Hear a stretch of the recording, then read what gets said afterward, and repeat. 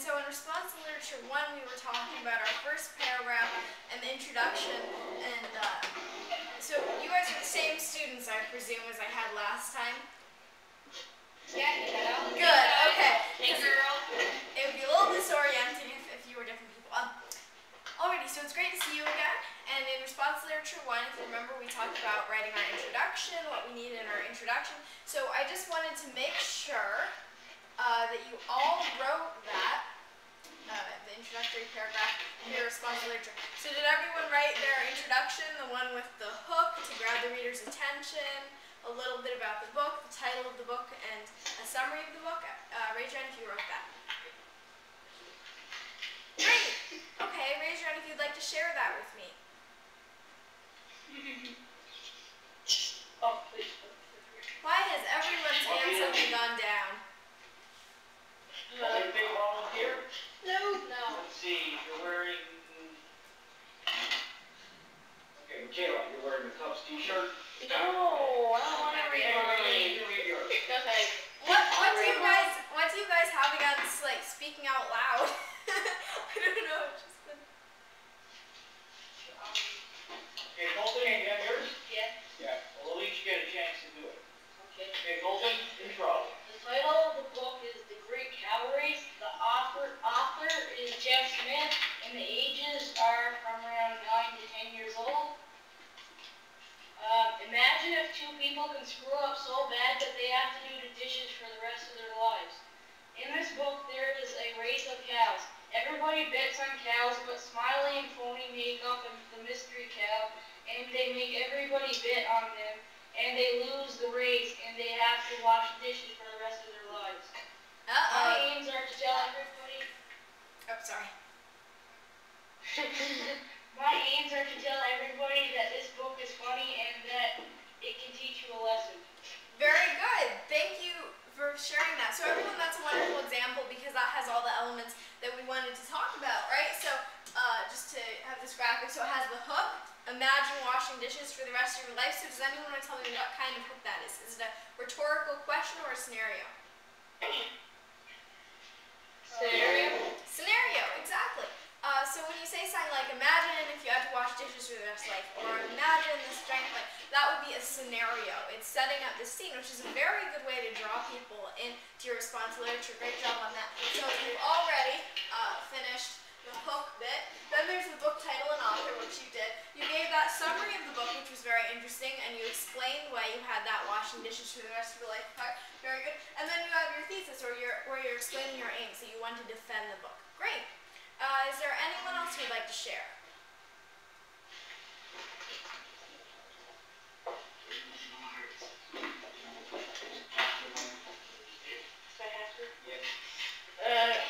Imagine you were a 10-year-old girl being sent to a foster family in the small Munich, Germany, leaving your mother alone after the death of your younger brother.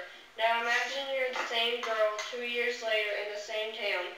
The war has started and you, the 12-year-old girl, has fallen in love with books. But what would you do to get them? In the book Thief by Marcus Zusak, these descriptions are the life of the young Liesl Meminger as she finds a new family, new friends, new interests, and new important time in the world. She also finds new loves, including a love for books, and she'll do anything to get them. Liesl experiences many valuable friendships and also many tragedies in this amazing novel. Everyone will have a place in this book from the age of 10 to 110. It's a lovely story which I'm sure any reader who set out to find excitement will enjoy. Wonderful. Excellent job. Yeah, that's a really great introduction because it gives me that summary, and it also doesn't tell too much because I was reading that. I want to know what are those tragedies, what are those friendships. So great job on that. Alrighty, so as you can see, writing your introduction, your response to literature, it really is a fairly simple step-by-step process. All you need is your hook, your book title and author, summary of your book, and your aims, whether you want to defend your book or what you want to do. So another cool thing about a response to literature is that unlike your normal book report where you're just saying, this is the title, this is what it's about, in a response to literature, you're able to really share your point of view. Would anyone like to tell me, what is point of view?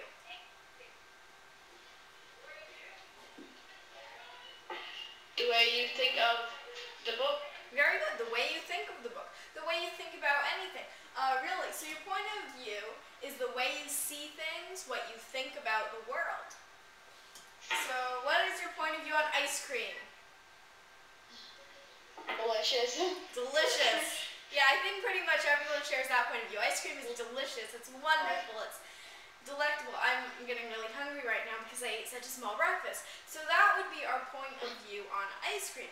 Now, today we're going to be sharing our points of views on the books, the comic books that we chose. And I see that you have paper, so you might want to put that to use and take some notes. Let's start off with defending a story that we love. In our last session, we chose a book or comic book that we wanted to defend. So, tell me what books you chose, everyone.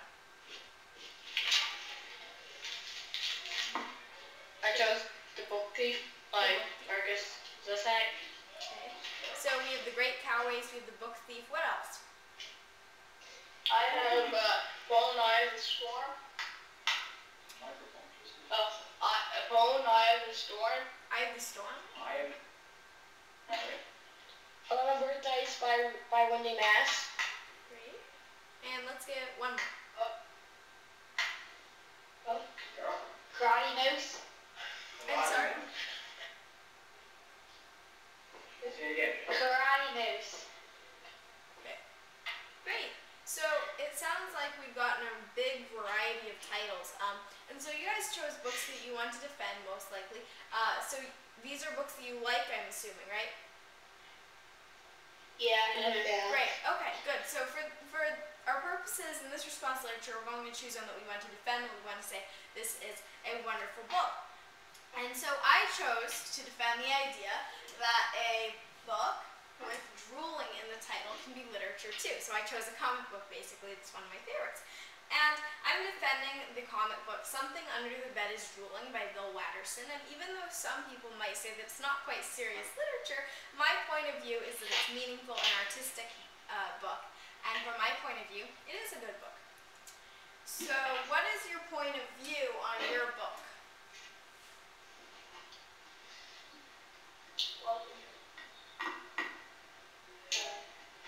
It's funny and will teach you a lesson. It's funny and it will teach you a lesson. Very good. What else? In mine, it gets annoying and you learn the point of view of friendship. You learn the point of view of friendship. Excellent. Let's get one more point of view on your book. In mine, it teaches you a lesson never talk to strangers. Never talk to strangers. Okay. Wonderful. Yeah, so we get a lot of varied points of views. It could be teaching a lesson. It could be to entertain you. When you think about the purpose of the book, it might have a lot of different purposes. It might have a moral. It might just want to make you laugh. And so you have your own unique point of view about that book, what you think about that book. And when you write a response to literature, your job is to share your point of view with others. Your job is to let your reader know why that book is worthwhile to read. So ask yourself the questions, why should they consider the story you chose worth reading or watching? Why should they consider it meaningful and interesting? So why is The Great Cowrace worth reading? Because you will get a laugh out of it, and that at the end of the book you will learn your lesson by not trying to get everything. Okay, so we have two reasons that are both very important. It's humor. It makes us laugh. It's really funny. But there's also a moral. There's a lesson involved. You learn something from reading it. And so those two are great ingredients. What about The Book Thief? Because it's very exciting and it has history in it. So it's exciting and it's again also learning. So it has history. And you'll find this kind of, you really want to back up. When you're telling the reader, you should read this book, you want to back up with reasons, like it's humorous, it'll make you laugh, there's a lesson involved, you'll learn from it, you'll learn this moral. Or it's exciting, you'll learn about history. And so these kinds of reasons really get people to think, this might be worthwhile watching. Now, have you ever read a story that takes place somewhere really exciting?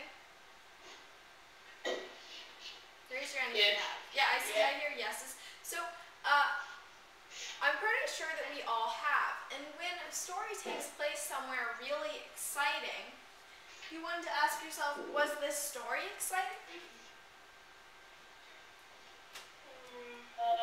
Yes. Yes. And so, if you think about it, sometimes the setting, or where the story is set, can have a big impact on the way it turns out. One way to convince your readers that your story is worthwhile is to tell them about the where and when this story takes place, or the setting. Now, the setting of the story is important to the plot, the character development, the theme, and to our enjoyment of the story. So, for instance, you told me about how the book thief takes place in Munich, Germany.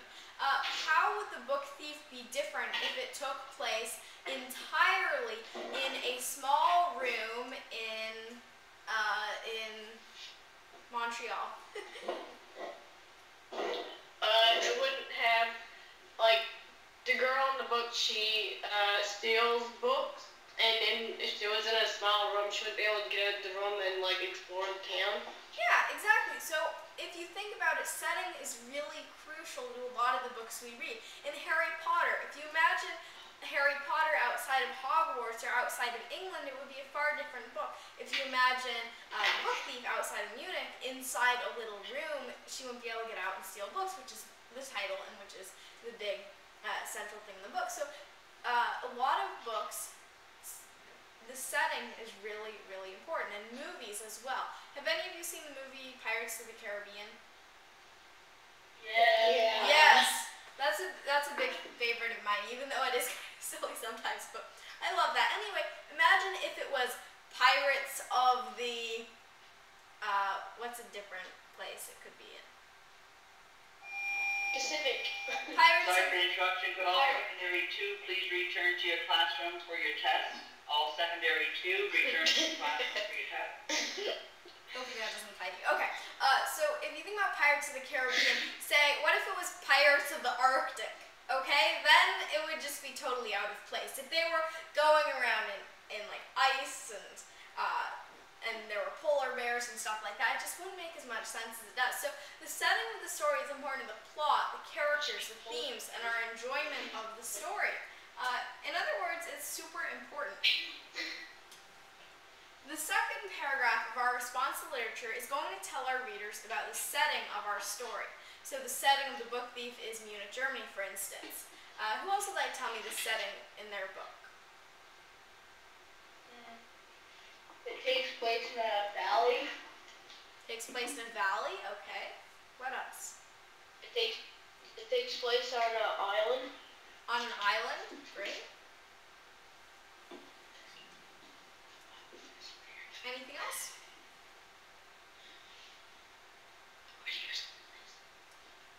Well, let's try to think about the time. What about the time period it takes place in? Is it in modern times? Is it a long time ago? It's a long time ago. A long time ago, okay. So sometimes setting isn't just where it is, it's also the when. So is it in modern times? Is it in prehistory? Is it in the 1800s? You want to think about things like that as you talk about your setting. So, for instance, when and where does your story take place? Where is your story set? Here's an example. The story is set in England in modern times. This will probably apply to a lot of stories. Harry Potter would be one example. For example, Harry Potter is set in England in modern times, but much of the story takes place in the magical alternate reality of a wizarding school, Hogwarts Castle. So can anyone think of a story they want me to describe the setting for?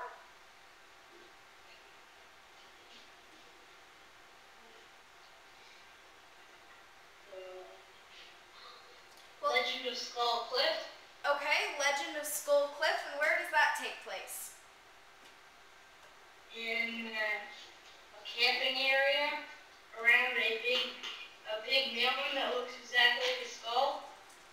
Okay, the Legend of Skull Cliff, that sounds exciting, takes place in a camping area around, what did you say, something looks like a skull? Mountain? A mountain that looks like a cliff, a skull. Oh, okay. Yeah, I was about to say, that was kind of stupid of me. I mean, it's called Legend of Skull Cliff. I could have just remembered that. Oh wait, it takes place in Camping Ground Mountain that looks like a skull. What are some other details about the setting? Does it rain a lot? Is the weather bad? What?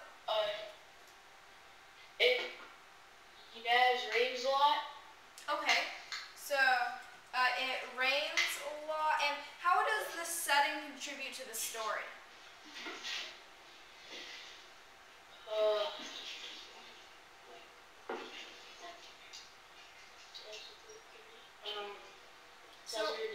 It makes it more creepy. Okay. The setting makes the story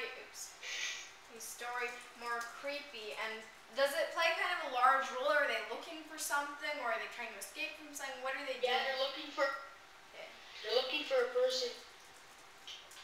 Is that person dead by any chance? No. It isn't? Okay, Yeah, good, like because 4 or 5. I don't know, it just They're sounded. really not. The setting makes the story more Yeah, creepy something. and plays a large role in the plot. Yeah, so they're looking for something. Alrighty, so that'll be one example. And I know someone said that they had read Twilight, and I live in Washington State, and the area where Twilight takes place, Forks, is actually about, I don't know, 3 hours away from where I live, so that, and it rains a lot there, so I kind of know how that setting contributes. And so when you think about a setting, try to think, how does this play a role in my story that I'm writing the response to? So for instance, The Legend of Skull Cliff, if it didn't take place in Skull Cliff, how would the story be different? You could also think about it that way. So Skull Cliff plays a big part in the plot because they're looking for a missing person, or they're looking for someone there. Alrighty, moving along. So now, here's an activity for you. Open your pieces of paper, your writing notebooks, to a blank page and write one sentence that tells where and when your story takes place. This is fairly simple. So for instance, this story is set in Connecticut in the 1980s, or the story is set in England in modern times, or the story is set in Quebec in the 1800s. So just one sentence like that that describes where and when your story takes place. Okay?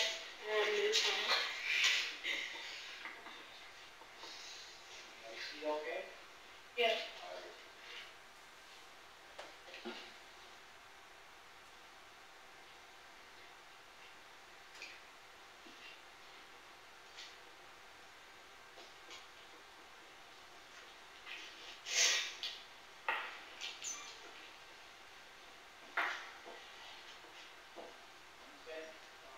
There's a place I work somewhere. Yeah. Almost. Oh my god. Raise your hand if you're done. Great. Raise your hand if you want to share. Keep those hands up. There you go. There. Me? This story is set on Moose Island in modern time. Great. Well, this story is set in Moose Island in modern times. Wonderful. Who else would like to share? Moose Island. Mouse Island? Moose. Moose Island. Mouse. Mouse. Moose or mouse or what was it? Sorry, I'm hearing different things. Mouse. Mouse. Okay. The small one. Okay, the small one. The small one. Yeah. There's quite a. I suppose there's quite a difference between a mouse and a moose. And now I'm wondering why when my dad said he was threatened by a mouse, he probably meant moose. Okay. No, I'm joking. Alright. Who else would like to share their setting? It takes place in a mountainous valley, and it is a cartoon comic, so I don't know what it is. Okay, so I know that it can be sometimes hard to think about when it is. One trick that can sometimes be helpful to use, it really depends. I guess if it's set in a mountain valley, if it's kind of a rural area, it might be a little difficult to tell. But if they're using things like electric stoves or, I don't know, modern inventions, sometimes that helps a little bit. But it really depends on kind of the plot of the story and stuff. Okay, let's get one more setting.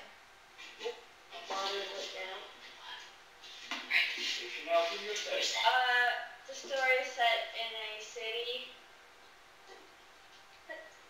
Okay, so do you know what city it is? No. Yeah, sometimes this is the hard thing with writing response to literature. A lot of times these books will never tell you like the names of places. What about the time time period? Is it kind of a fantasy, or does it tell you a little bit about the time period? It's modern. Okay, it's modern times. Great. So it takes place in a city or in an urban environment, you could say, during modern times. Wonderful.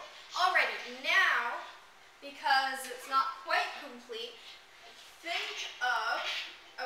our goal is to convince our reader that our story is meaningful and interesting, and so we need to think about how the story's setting helps make the story meaningful and interesting, which means that we're going to be thinking of 2 words to describe your story's setting. So for instance, dreary and frigid, or mysterious and tropical, or exotic and lush. Just think of 2 kind of descriptive words that would describe your story's setting. Drab and ugly. Whatever it is.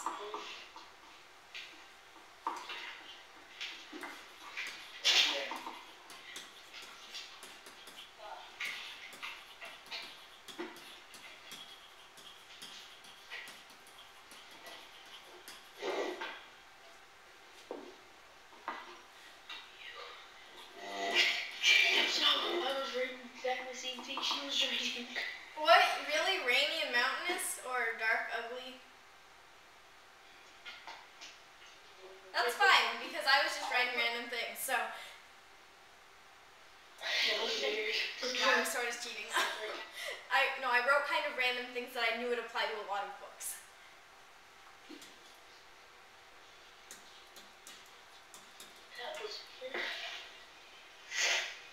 Alrighty, raise your hand if you finish writing down 2 words that describe your story's setting.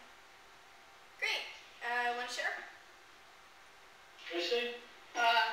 Modern and funny. Modern, funny, wonderful. Who else? Alvin? No, I couldn't think of any. Okay, Beautiful and mountainous. beautiful and mountainous, wonderful. Mountainous actually is a really good one. That applies to quite a few books if you think about really the position of all these mountains in the world. So, and if your book involves climbing up mountains or going past mountains, you can use mountainous to describe that. And then another one also, if the setting is really nasty, you can use words that describe that, maybe bleak and gray or dreary. Who else would like to share their words? Exciting and funny. Exciting and funny, okay, wonderful. And let's go 1 more, or 2 more.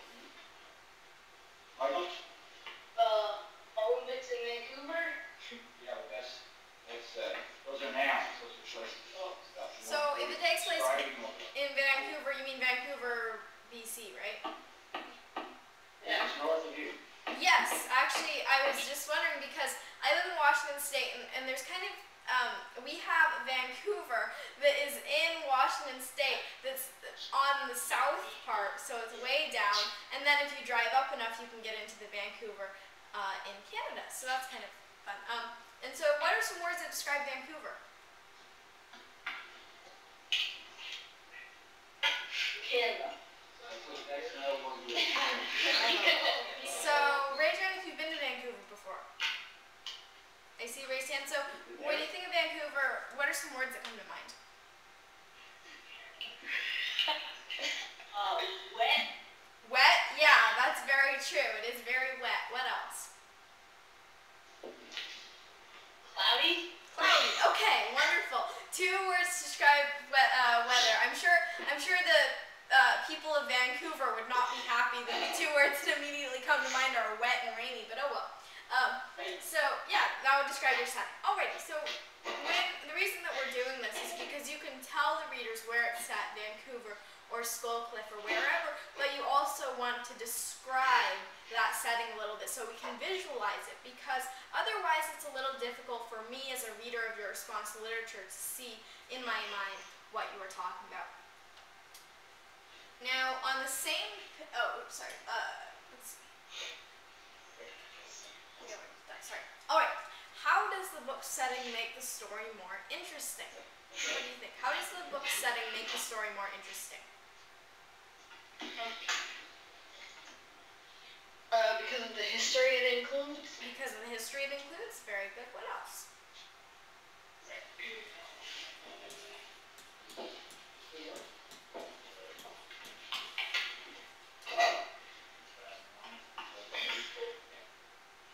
The beautiful sights you can find.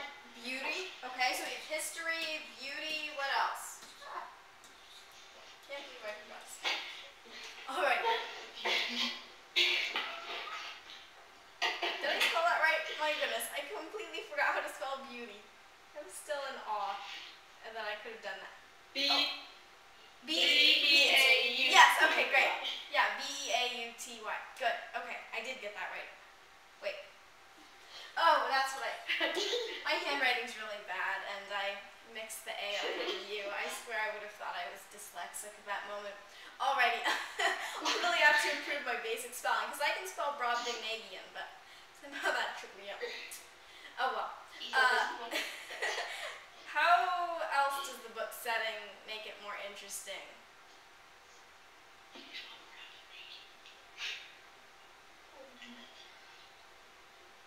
Brobdingnagian, by the way, is Brobdingnagian.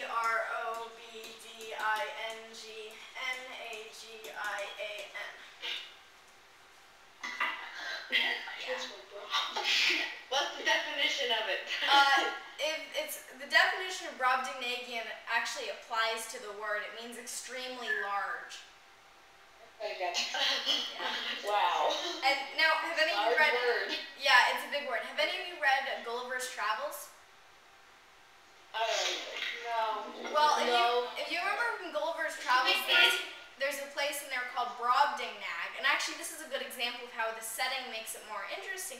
Gulliver's Travels would not be Gulliver's Travels if he didn't go to all these weird places like Lilliput and Brobdingnag.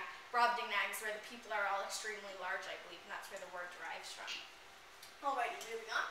So, for example, a mysterious and dark setting might make the book scarier.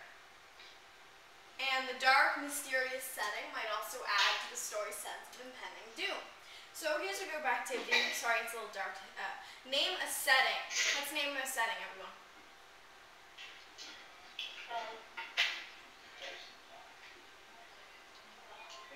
Current Montreal.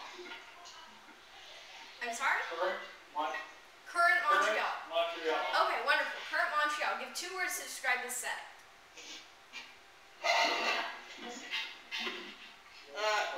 Crowded and busy. Crowded, busy, impressive. I heard an impressive. Very good. Now explain how this setting would make the book more interesting to read. Because of the bunchiness, because you can't make your way around. Okay, I love that word, bunchiness. I'm not sure it's a real word, but it's a great one anyway.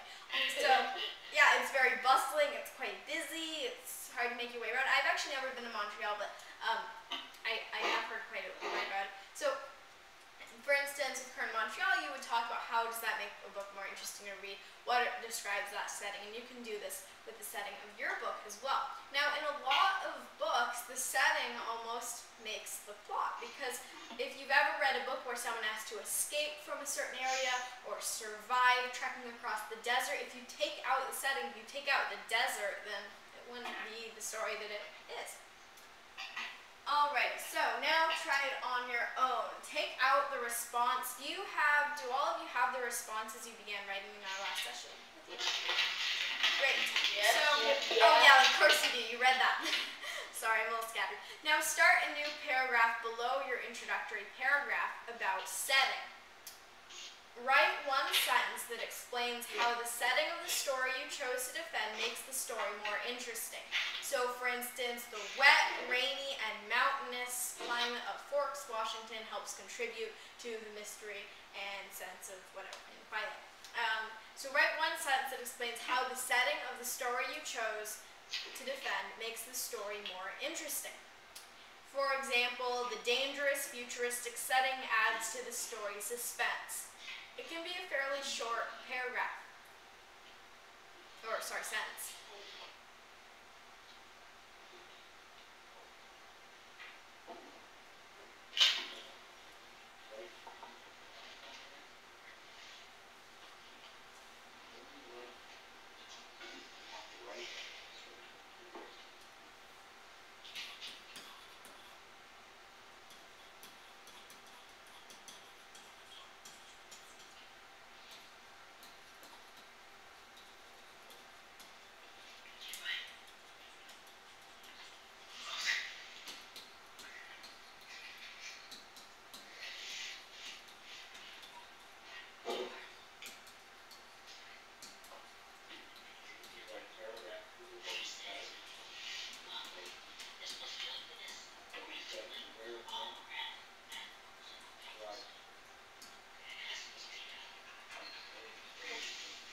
Alrighty, raise your hand if you finished writing that.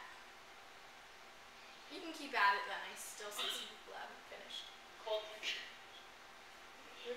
Yep. No.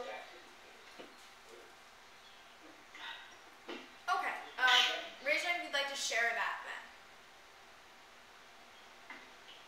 Hey, Garrett, Oh, your hand's still up. Good. all around was mountains and beautiful sights. A little louder. All around was mountains and beautiful sights. Very good. So how does that make the story more interesting? Because there's stuff you can explore around there.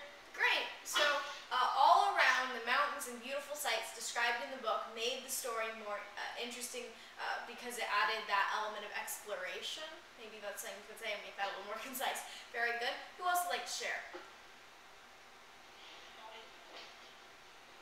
Holden? The setting makes it more interesting by being afraid and wondering what will happen next, because the rat creatures are in the woods and all of the very small villages are in the woods. Great. Alrighty. So the one I wrote was actually for Sense and Sensibility. The setting, Sense and Sensibility, 1800s England, gives the story its interesting cultural background. And then also for my comic book, Calvin Hobbes, I might put something like the setting of Calvin Hobbes, suburban America, helped provide contrast to Calvin's imagination and the drab world he lives in, something like that. So you can kind of come up with this stuff. Just think about what the setting does for your story, how that makes it interesting. And pretty much anything will work for that. Alrighty, so writers use the setting for a lot of reasons. One of the most important ones is to show you more about the book's characters or the book's main idea. For example, have any of you seen Man vs. Wild? It's an American show. I see a lot of raised hands. Great. I think it's syndicated globally, but anyway, so Man vs. Wild is this show that features this guy who goes out, as all of you who watch know, goes out into these crazy places like deserts and forests and whatever, avoids flash floods and stuff. Anyway, so imagine Man vs. Wild without the wild, or Man versus City. Wouldn't make as much sense. It wouldn't be as exciting. You probably wouldn't watch the TV show, okay? You take Bear Grylls out of the desert or out of the forest, out of the wild, and you don't have an exciting TV show. Now that's a non-fiction example, but you can find the same thing in stories like Tarzan, lots of other ones that really use the setting to explain the character. In an adventure story, the setting challenges the characters, like in Man vs. Wild. As the characters deal with these challenges, you learn more about the characters. So in Man vs. Wild, you learn more about Bear Grylls and the setting as well. And you can think about that same kind of thing in the stories that you read. Where might an adventure story be set?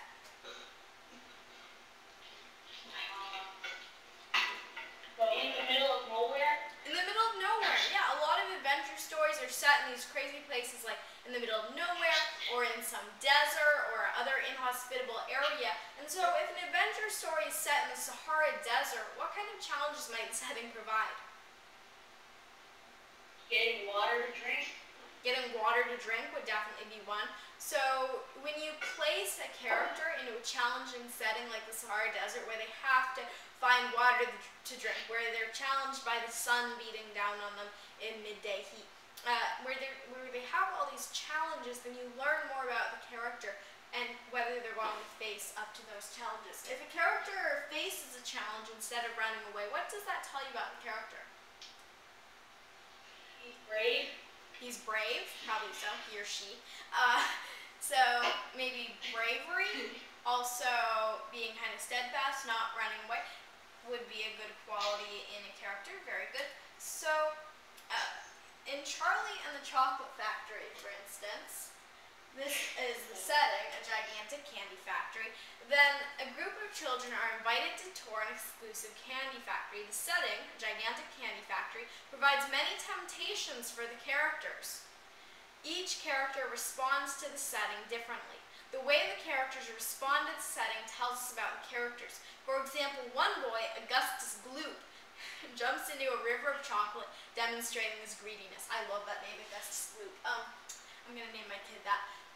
Alrighty, so in Charlie and the Chocolate Factory, then how does the setting show you things about the characters?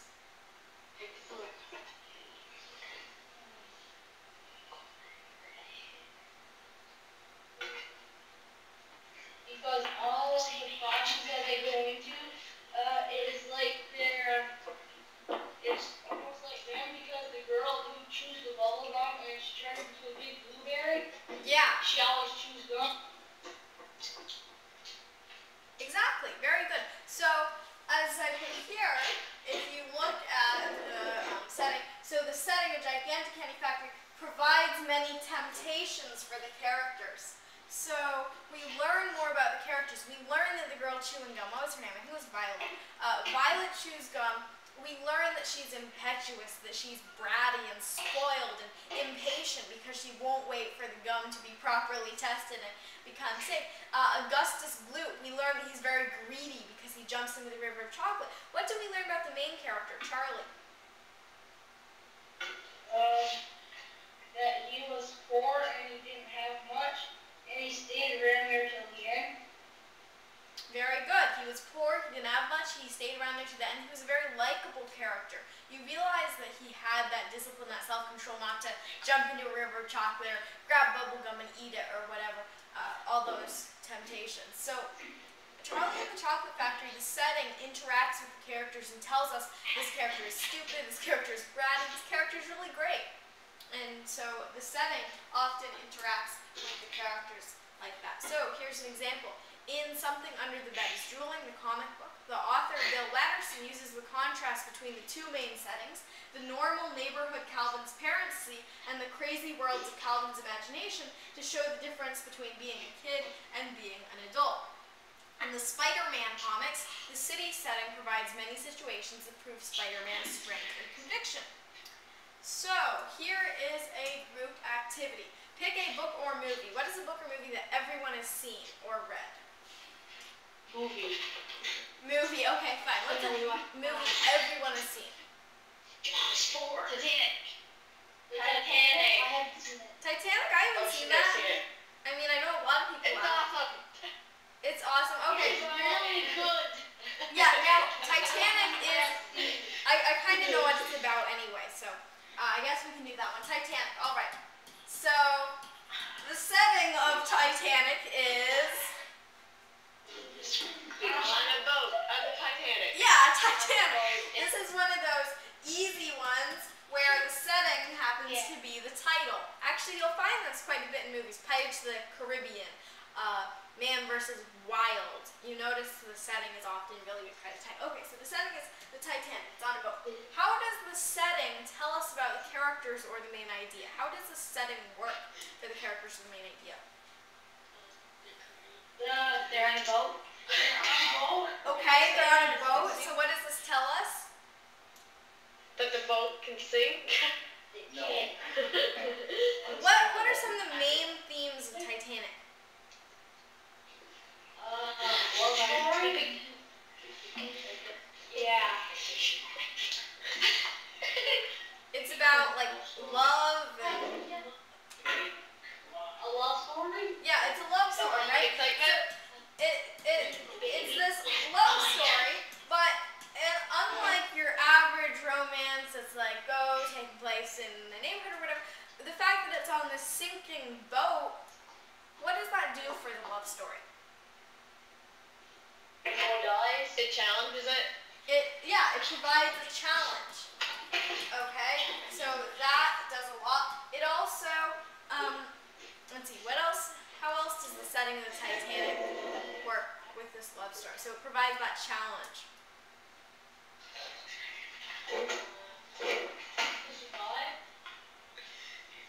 I'm sorry? To survive. Okay, yeah, so it's a challenge of survival, and it's also a test of love, I guess, kind of. So yeah, in a movie like Titanic, the boat, or the ship, is a big part of the love story. And a lot of movies, the setting will be really very much intertwined with the plot. Alrighty, so, we could write one sentence about that. So for instance, the setting of the Titanic provides an interesting backdrop to the love story because it provides both a challenge to survival and also a test of love. Now, how does the author of your book or comic book use the setting to tell about the characters or main idea? So your book, how does the author use the setting to tell you about the characters? Grade. Okay, so trying to get kind of specific. If you think about the book, so for instance, The Book Thief is in Munich. How does the setting of Munich, what does that tell you about the characters or the main idea? That they're not used to urban living. Okay, so maybe the character's not used to urban living and then they come to Munich, right? Mm-hmm. Very good. Okay, so it's used to kind of play off that. And it might also show the characters change. So they start off in, I guess, not a city area. They go to the city. They have to change. They have to learn how to live there. What else can you tell me about how the setting tells us about the character?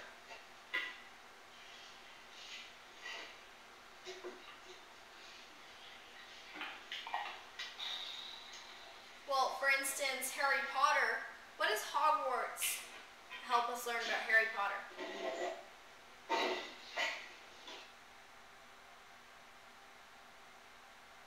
You've frozen? Your image is frozen? Uh-oh. Your screen has gone black. Can you hear me? Hello? Hello? Hello? Your screen has gone black.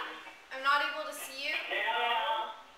Are you able to hear me? Oh, there you are. Are you able to? Okay, great. Yeah, I was wondering what had happened. Are you able to see me?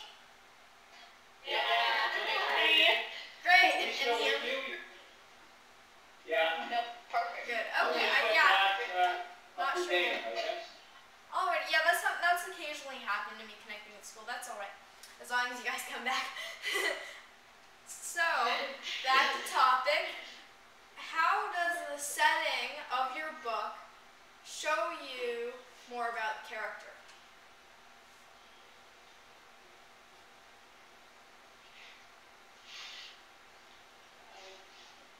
Well, let's go back to the Man vs. Wild example. What's the most recent episode of Man vs. Wild that you've seen? Let's just pick one. The one where we went to Vietnam. The one where we went to Vietnam. Okay, wonderful. And what did you learn, and what specifically were the challenges Bear Grylls faced there?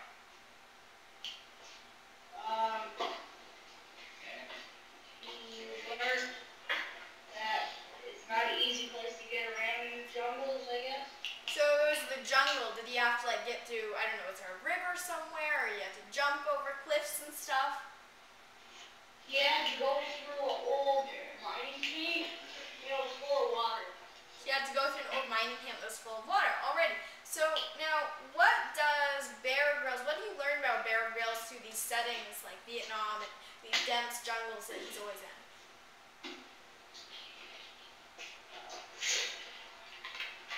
That he's not scared of anything. That he's not scared of anything. Yeah, sometimes he's probably not scared of stuff when he should be. Yeah, he's not scared of anything. He's very courageous probably in a lot of those situations.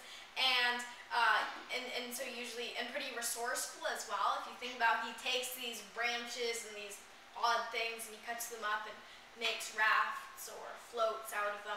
So you can learn this kind of thing about your character in your book, much like we learned about Bear Grylls in Man vs. Wild. You can apply that same kind of thing to your book. So for instance, the Great Cow Race, where does that take place? In a valley. In a valley? Okay, so is there any particular way that this setting helps you understand the characters more? I don't think that they would make the characters any different because at the beginning of the book, they're in the forest and all the time they're in the forest. Okay, so it takes place in the forest. Yeah, I can think of a few books that the setting doesn't have too much of an impact, but you do want to think, how does this maybe make your book interesting?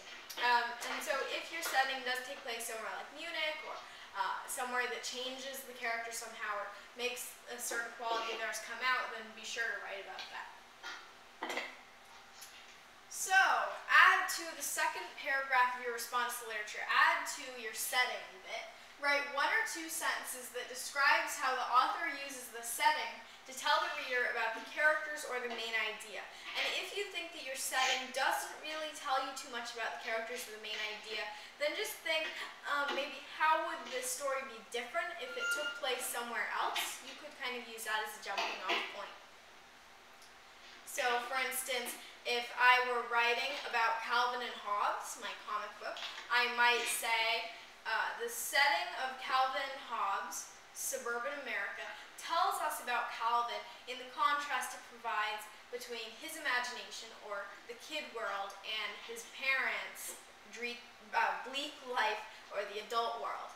So, using that kind of contrasting. Now, that would tell us kind of about the main idea, kid life versus adult life.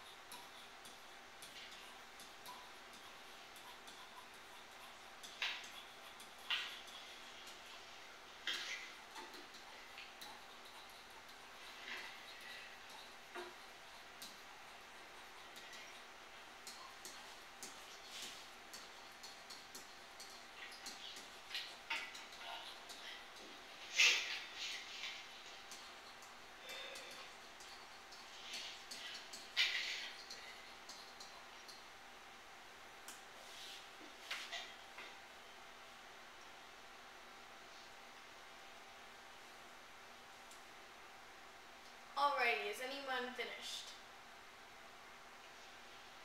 Great, okay, so raise your hand if you'd like to share that.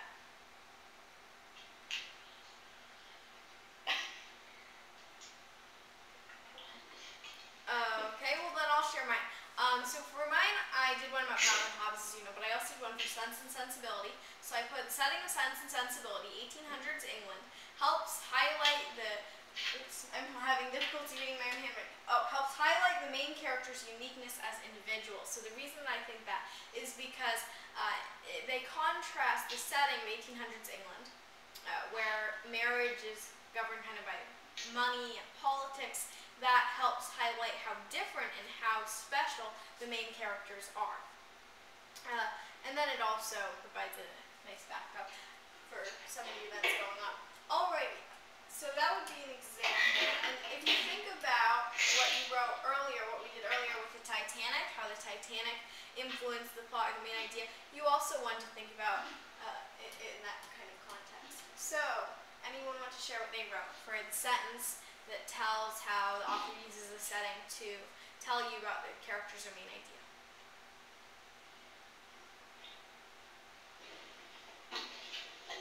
Derek?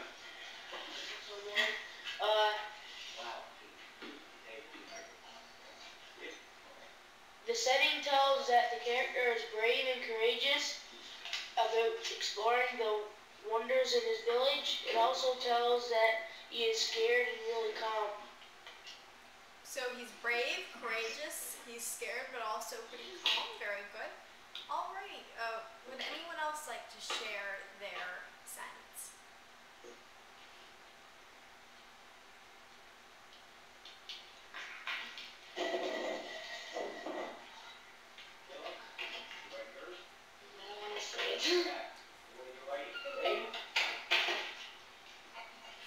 Well, if no one else wants to share their sentence, I guess if you're not finished, you can keep on running. So this sentence, the purpose of this is to show the reader why the setting is important, or what it does for the story. And the reason that you want to talk about the setting at all is because setting is really an important part of most stories. And it's also an interesting part for the reader to know about where does this take place, and perhaps it would help you with your recommendation. So for instance, if the story takes place in South Africa, then you could recommend it to people who are interested in South African history or something like that.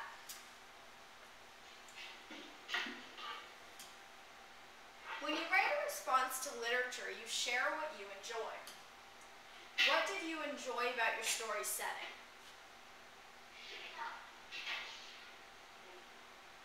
I enjoyed my story setting that it made me curious about all the places that there was and what history was in them, because the book that I read had a lot of history in it.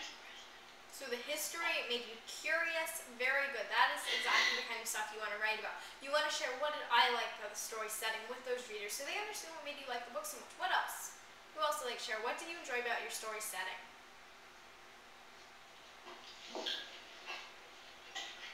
I also like the history in my setting. Right? So history, that seems to be a big part of it. Now our main goal with this project is to convince the readers that the stories we chose are good. But that doesn't mean that we have to like every single thing about them. So if the setting of the story is not one of your favorite parts, then you could say, although the historical setting is interesting, I found some of the author's descriptions long-winded and overly detailed, or something like that. So it's okay if you don't like the setting. You could also mention that, even though I like the book, I didn't like the setting. But it is a good idea, if you're saying, I love this book, you might want to talk about what makes you like the setting as well. So here is the part that you should have done by the time we have our next session. Add to the second paragraph your response to literature. Write 1 to 2 sentences describing what you enjoyed or did not enjoy about your story setting. Explain why you enjoyed or did not enjoy the story setting. So for example, being a candy freak, I most enjoyed the parts of the book that were set in the chocolate factory. The author's description of chocolate rivers and candy pastures were mouth-watering. So step 1, you want to, and this is not something you have to do right now, you can if you want, but this is what you should have done by our next session. 1. Add to the second paragraph a response to literature. Write 1 to 2 sentences describing what you enjoyed or did not enjoy about your story setting. So this is fairly straightforward. Write about what you liked or didn't like about your story setting. Now, are there any questions I can answer? You guys clear on what we have to do for Thursday? Yeah. 1 or 2 sentences. Can we write more than 2? Oh, yeah. Please. Can we write multiple? Please write more than 2, actually. I'm glad you asked that. 1 to 2, I put that in a long time ago when I was teaching some younger students. So yeah, I would say 1 to 2 up. If you're really lazy, you can write 1. But other than that, I would expect 2 or more. Okay, questions? You're next. Alright, what kind of books are you reading right now? What kinds of books am I writing right now? Quite a variety. I love writing poetry, so I'm writing quite a bit of poetry. I'm also writing some short stories and a little bit of nonfiction on my blog. 2 more questions?